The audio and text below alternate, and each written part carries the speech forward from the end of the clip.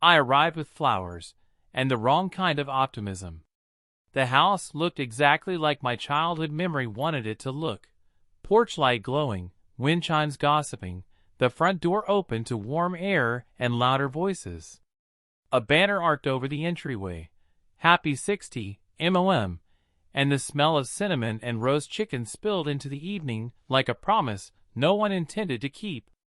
Mom saw me first, wiped her hands on a towel, and pulled me into one of those hugs that folds the years back into something manageable. "You're late," she said, smiling with her eyes the way she does when she's trying to make a sentence harmless. "Traffic," I said, handing her the bouquet. "And indecision at the bakery." She sniffed the flowers like they might tell a different story, then ushered me inside. The living room had been rearranged for company. Coffee table pushed against the wall, photos rearranged into a timeline of carefully chosen moments.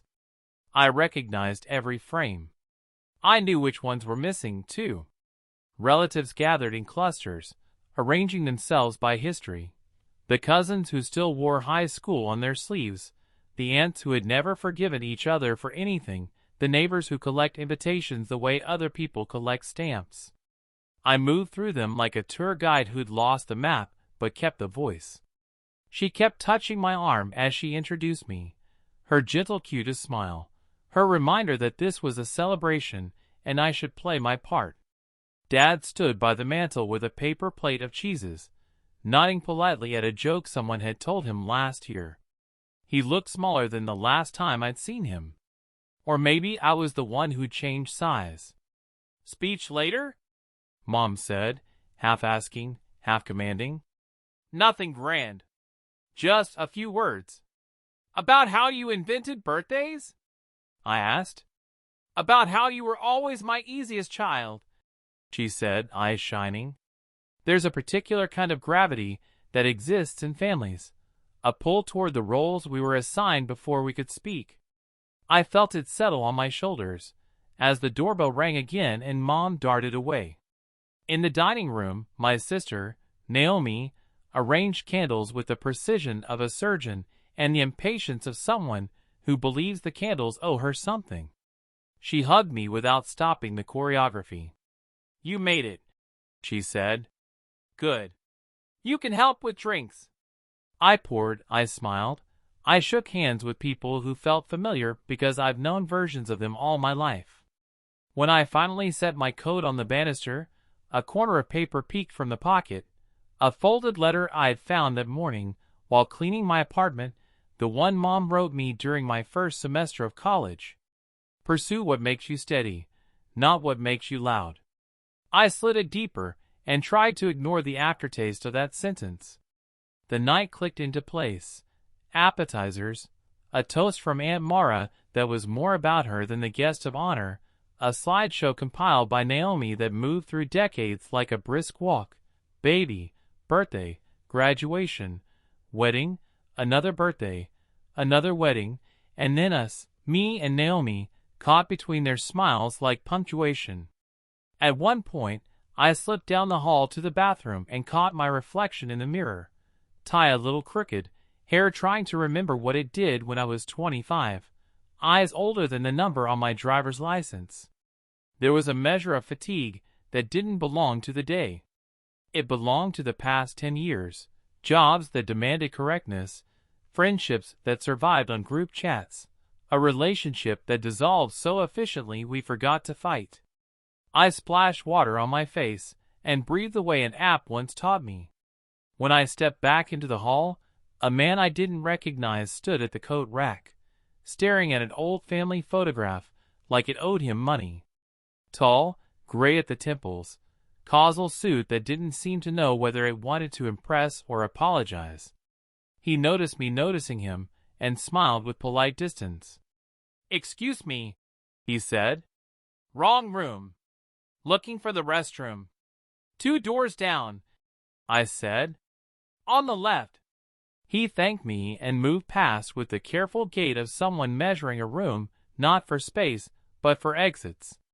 I watched him go and felt an inexplicable itch under my skin. I checked the faces in the living room.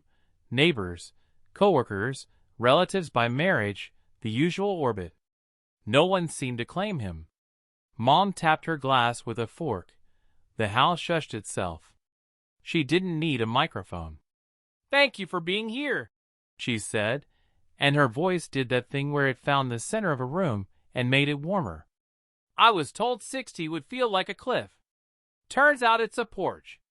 You sit, you watch, you remember you're not done walking." Laughter and applause. She touched Dad's shoulder. He blushed into his cheese. She gestured at me. I felt the room swivel. "A few words?" she asked, palms open, the benevolent queen. I stood because physics insisted and talked about summer afternoons and board games that never ended and the way her hands smelled like flour and lemon when she baked. The crowd laughed at the right places and, awed at the others, I landed the ending like a practiced gymnast. "You taught me that love is a verb."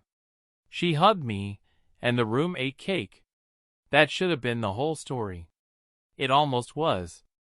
I found the gray-templed man again near the bookshelf, reading the spines the way a detective reads a statement. For what isn't there? He picked up a frame, the old black and white of Mom and Dad the year they met, and studied it like a map. When he saw me coming, he set it down too gently. "Beautiful home," he said.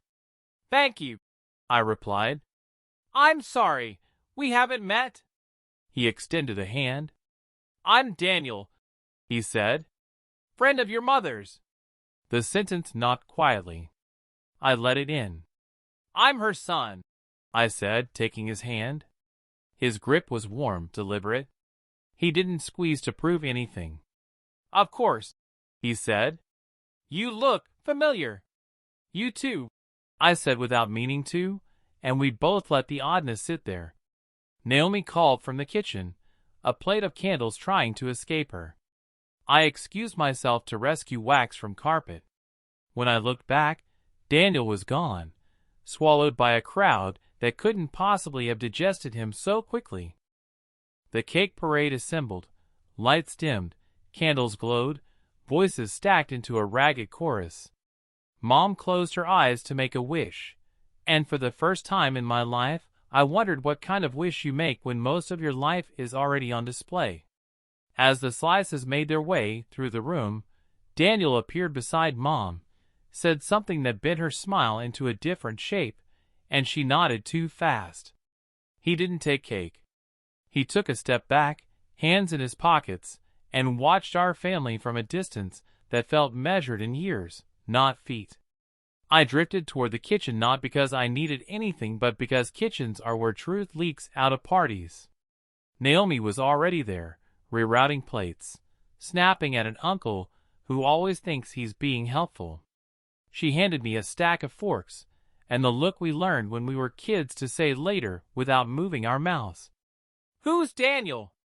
I asked, as lightly as a fork can ask a question. She blinked. "Which one is Daniel?" "Gray at the temples. Suit that apologizes. Says he's Mom's friend." She considered. "She invited a few people from her book club." She said it like a question, then added, "Or church. I don't know." "Why?" "Curious," I said.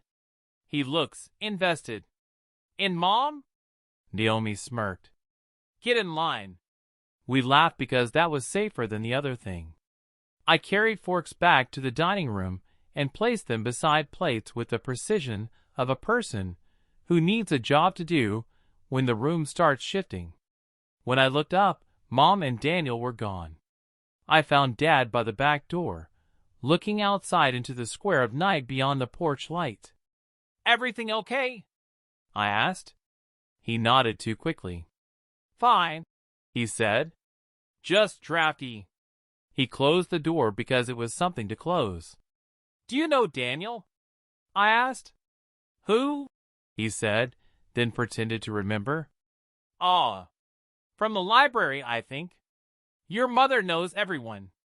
He smiled without showing his teeth and vanished into the living room before I could decide what not to ask. I was filling water glasses when I heard it, The low murmur that doesn't belong in a party, the tone of voices pressing close. It came from the short hallway that leads to the laundry room and the back patio, the hallway where we used to hide during hide and seek because adults forget it exists when they're carrying trays. I followed the sound not because I'm nosy, but because I was suddenly 19 again and the house was a maze that hid answers. The hallway light was off. The laundry room door was almost closed.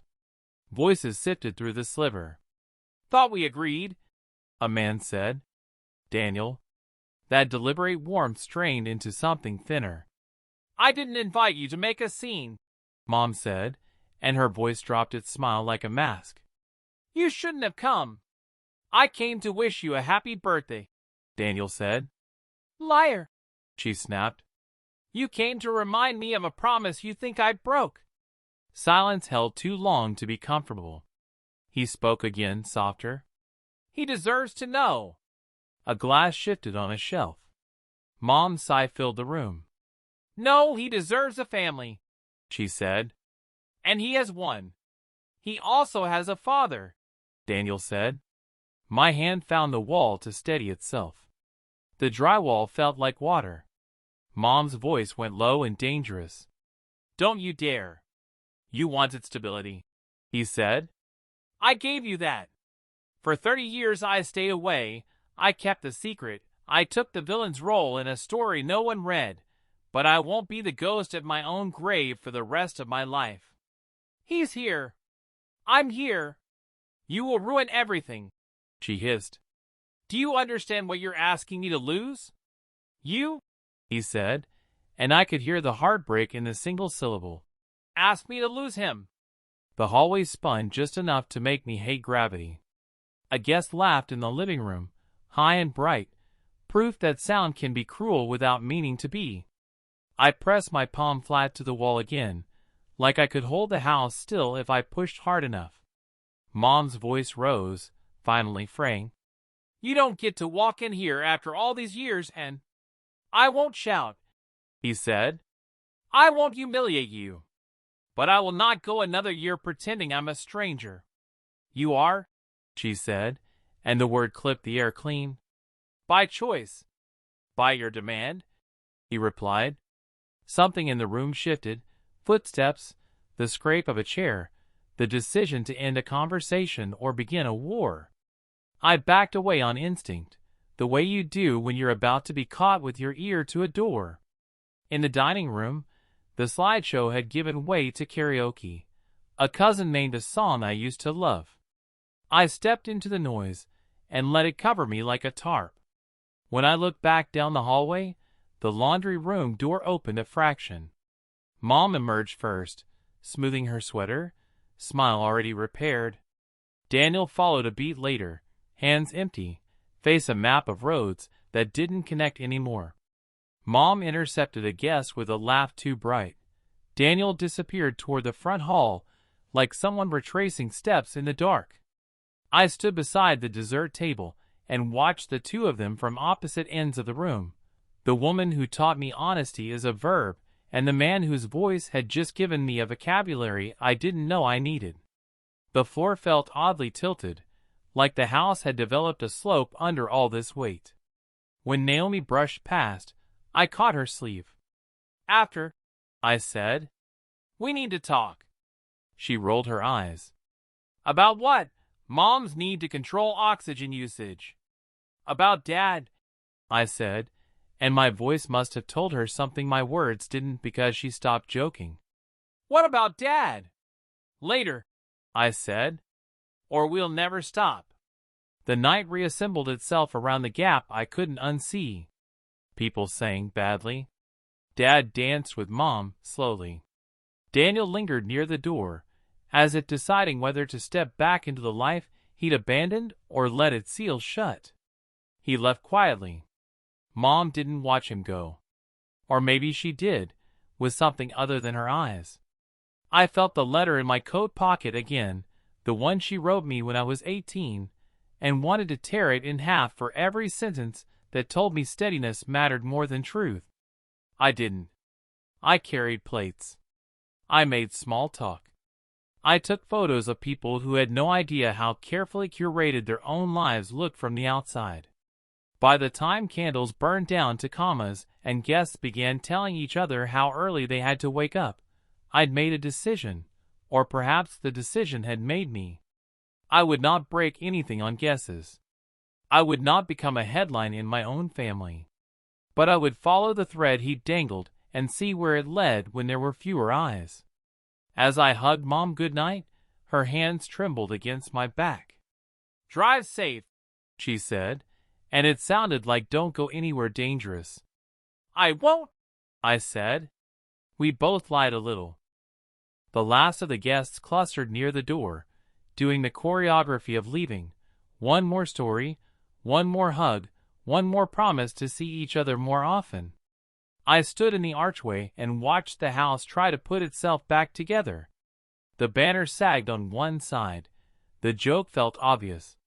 Naomi stacked plates and asked me about trash bags. Dad pretended not to be tired. Mom disappeared into the hallway again, back toward the laundry room. I waited a full 30 seconds, then followed, the way you follow a thread through a crowded tapestry. I didn't plan what I was going to say. I didn't plan anything at all. That's the thing about truths that have been waiting too long. They start planning for you. And then, 2 steps from the half-closed door, I heard my name in a voice that sounded exactly like mine, if my voice had been carrying regret for 30 years. "He looks like me." I pressed my palm to the wall. I listened. I breathed. I let the night tip, finally, toward the only thing that could hold it. The kitchen was half clean, half chaos, exactly as it always became after a family gathering. Wine glasses waiting in neat rows, saucepans cooling like forgotten soldiers, the dishwasher humming its one reliable hymn. I slipped inside under the pretense of carrying plates, but I wasn't fooling myself. I was following the thread I'd already pulled loose. The voices came again. The laundry room door was shut this time, but sound traveled through the thin wall where the old pipes ran. I stood by the sink, holding a stack of forks like an alibi, and listened. "You should have stayed away," Mom said, sharper now, no trace of birthday warmth. "I did," Daniel replied. His voice was low, calm, but it carried the weight of years. "I stayed away longer than anyone should have asked me to. 30 years is a long time to be erased." "You weren't erased," Mom hissed. "You were contained. Managed. That's not love," he said quietly. "That's fear." I gripped the forks until my knuckles hurt. Mom's voice wavered, then steadied again. "You don't understand what was at stake. I had a family. I had children who needed stability. If I'd told them the truth, it would have torn everything apart. Or it might have given them honesty." Daniel shot back. "You can't rewrite blood with silence. He deserves to know who he is." "He knows," she snapped. "He has a father. He has a family. That's what matters." There was a pause, long enough for the hum of the dishwasher to fill the room. Then Daniel spoke again, softer. "No. He has questions he doesn't even know he's asking yet. And one day, those questions will break through your perfect walls. You won't be able to hold them back forever." Something clattered inside, maybe a glass set too hard on the counter. Mom's voice dropped to a whisper, almost desperate. "Don't do this to me, Daniel. Don't do this to him." I leaned closer, heart pounding. "Do what?" "I already did," Daniel said. "By walking into this house, I started something you can't stop. And deep down, you knew it the second you saw me at the door." Silence. Then Mom's voice, trembling. "Please, leave before you ruin everything." "I'll leave," he said, his voice breaking on the edges. "But not forever. He deserves the truth. And I won't die a stranger to my own son." The words hit like a blow I wasn't braced for. The stack of forks slipped in my hand, clattering into the sink with a metallic crash that shattered the silence. The laundry room door swung open. Mom froze in the doorway, eyes wide, her face pale as porcelain. Daniel stood just behind her, his jaw tight, his eyes searching mine with something I didn't want to name. "How much did you hear?" Mom whispered. I tried to speak, but the air was too thick. My tongue felt like stone. Finally, I managed one word. "Enough." Her eyes glistened. She reached for me, then pulled her hand back like I might burn her. "It's not what you think," she said. Daniel's gaze cut through me, steady and devastating. "It's exactly what you think." I staggered back, hitting the counter. My chest felt too small for my lungs, too fragile for my heart. The walls of the kitchen, the hum of the dishwasher, the clinking of forks, all of it pressed in until I thought I'd collapse. "Tell me," I said hoarsely. "Tell me the truth right now." Mom's lips trembled. "You are your father's son," she said, the words coming out rehearsed, brittle. Daniel stepped forward, shaking his head. "No, you're mine." The floor tilted. The ceiling pressed down. I couldn't breathe. Naomi's voice floated in from the dining room. "Where are the extra forks?" I stumbled past them, out into the hallway, clutching the counter's edge like it could save me. Mom called after me, but I didn't turn. I couldn't. My body moved before my mind caught up, carrying me through the house like a ghost. In the living room, laughter swelled again, oblivious. Relatives sang badly into a karaoke mic, candles flickered down to stubs. The party went on, as if the ground beneath it hadn't just cracked open. I stood there, staring at faces that didn't know my world had shifted, and felt like a stranger in my own family. The living room felt like theater. Guests clutched plastic cups and paper plates, conversations humming in a dozen different keys, all of them unaware that the script had just changed. I stood near the doorway, trying to swallow the storm inside me, but the taste of betrayal burned my throat. Mom walked in behind me, her smile already pasted back on, the mask she'd worn for decades. Daniel hovered near the entryway, like a shadow no one wanted to claim. Dad sat by the mantel, chewing slowly, his face blank with the ease of a man who'd never been told the wrong story. Naomi caught my arm. "Hey," she whispered. "You look like you've seen a ghost." "I have," I said before I could stop myself. My voice cracked enough to draw attention. Heads turned. Forks paused mid-bite. Silence rolled over the room like a tide. Mom stepped forward quickly, eyes pleading. "Don't," she whispered. "Not here. Please." But I couldn't hold it in anymore. The lie had lived too long inside these walls. "Everyone," I said, my voice louder than I intended. "I have a question. A simple one. Who here knows Daniel?" Murmurs, confused glances. A few shrugged. Most shook their heads. Daniel stayed perfectly still, watching me, as if waiting for me to open the last locked door. "Well, I just learned something," I said, my hands trembling. "And I think you all deserve to know it too." Mom's face went white. "Stop," she whispered. "We'll talk later." "No," I said. "Later's what you told him for 30 years. Later's what you told me my entire life. Later is the prison you built to keep the truth locked away." Gasps rippled through the guests. Dad set down his plate, his eyes finally focusing. "What are you talking about?" he asked, his voice quiet, almost afraid. I pointed at Daniel. "That man isn't just a friend. He's my father." The room froze. Conversations died mid-breath. Naomi's hand slipped from my arm. Dad stared at me like I'd spoken another language. Mom's tears spilled before her words did. "It's not.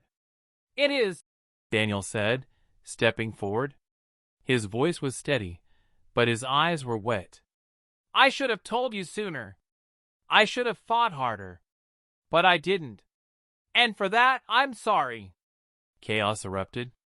Relatives whispering, some covering their mouths, others demanding explanations.